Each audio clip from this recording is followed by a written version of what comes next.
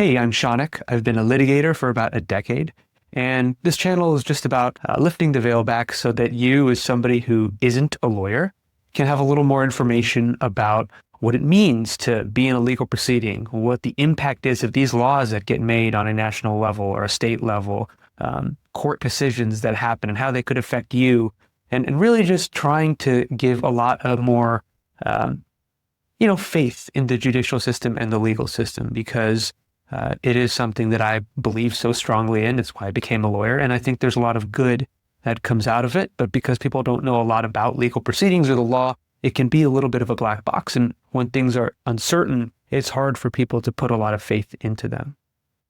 Today, I want to talk about something that's kind of strange, which is what happens when your lawyer quits. It's pretty common sense that if you're unhappy with your lawyer, you could fire them.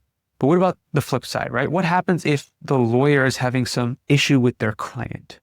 What can the lawyer do? And as somebody who may retain a lawyer, you may want to know what happens if my lawyer doesn't want to represent me anymore. Are they going to be doing things that's going to be contrary to my interest?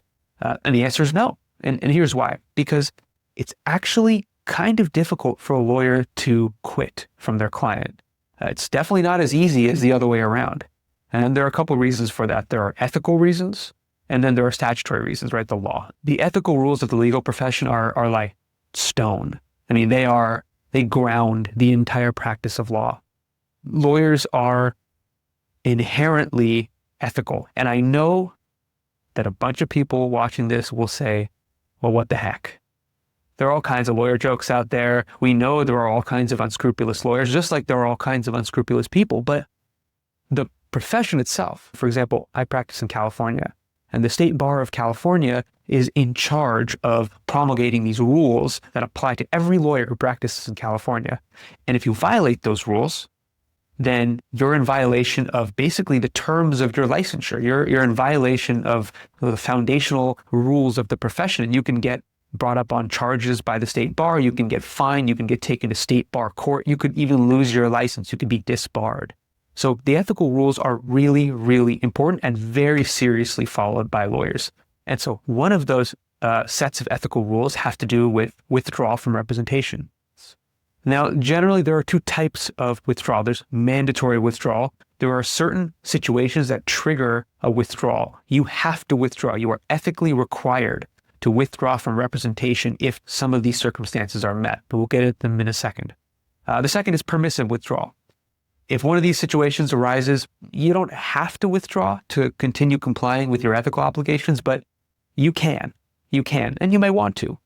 So mandatory withdrawal, if continuing to represent your client would result in you breaking the law, mandatory withdrawal, you've got to withdraw representation.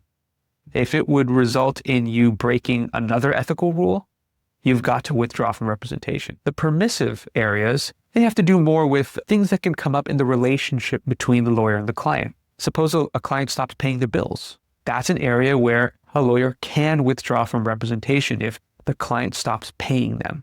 Now, not all lawyers get paid by the hour. I do plaintiff's litigation, and all my cases are contingency, which means I don't get paid until the end of the case. I don't bill my clients. I get paid a percentage of the total recovery, whether it's in a settlement or it's by trial.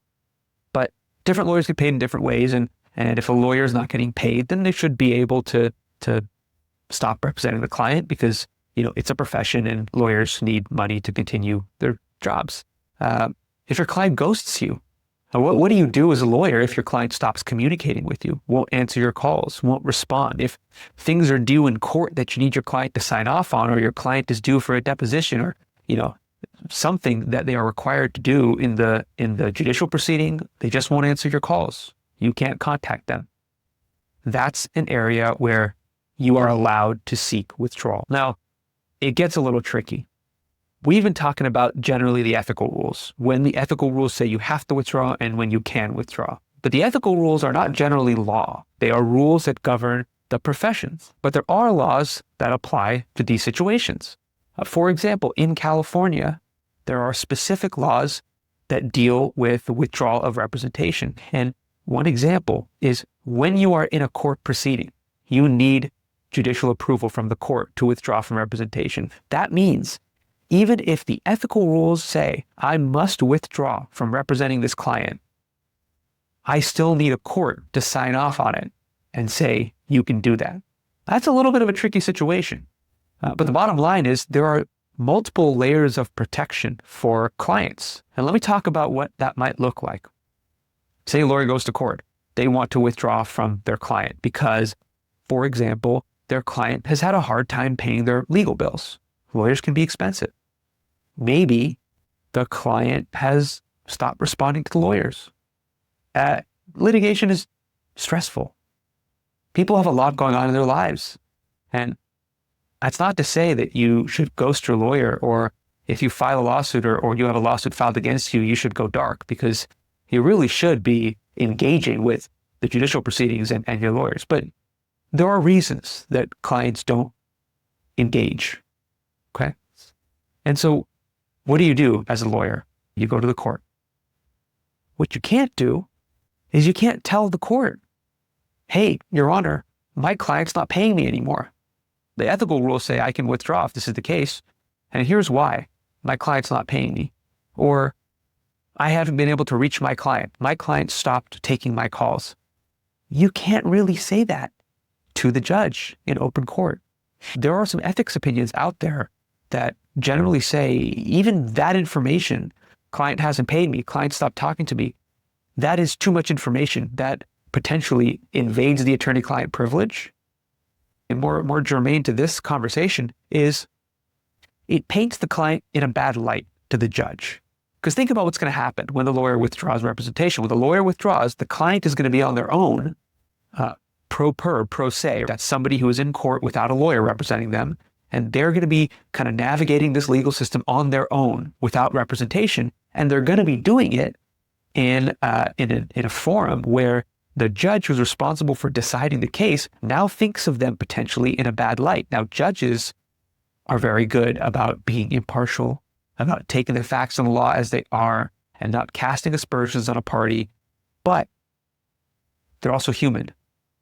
And so they can't unremember, they can't forget that this is a client who didn't pay their lawyer, or this is a client who goes to the lawyer. Now, will that have any impact on the case? I don't know.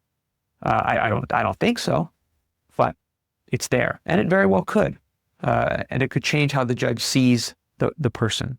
And so, one of the most important rules about withdrawal is that you can't leave your client worse off. You can't prejudice your client. You have to take steps to avoid foreseeable prejudice when you're withdrawing representation. That's really important. It prevents lawyers from doing harm to their clients on their way out the door. And that's sort of a blunt way to put it. I think that there's so much gray area in reasons why lawyers might want to withdraw from clients and why clients might take steps that would trigger permissive or mandatory withdrawal. But at the end of the day, we as lawyers are held to a very high standard, because our entire job is to represent the best interests of our clients. And that applies even if we're not happy with our clients, even if we want to distance ourselves and stop the representation. I mean, until the court says you don't represent this person anymore, if it's in a court proceeding, until that representation is terminated, you still owe every ethical duty, every ethical obligation to your client. And that should give people who aren't lawyers, but who have lawyers representing them, should give them a lot of hope, I think, a little bit of faith in the system, because the system is designed so that lawyers are doing things in your best interest, even as they're trying to actively end that lawyer-client relationship. So that was a little sort of peek behind the veil into a very niche area of ethical considerations that arise out of something that seemingly is so simple as ending a customer service provider relationship. That's really what it is, right? A client and a lawyer, someone is paying for a service, and yet ending that relationship is so tricky because of the duties and the obligations that lawyers have to their clients, which are all designed to make sure that clients who hire lawyers feel protected and are not placed in a more prejudiced spot, not placed in a worse position if the lawyer decides hey, I don't want to represent this client anymore. So now you know some additional information there. I hope it was helpful. Hope it was interesting. And we'll see you next time.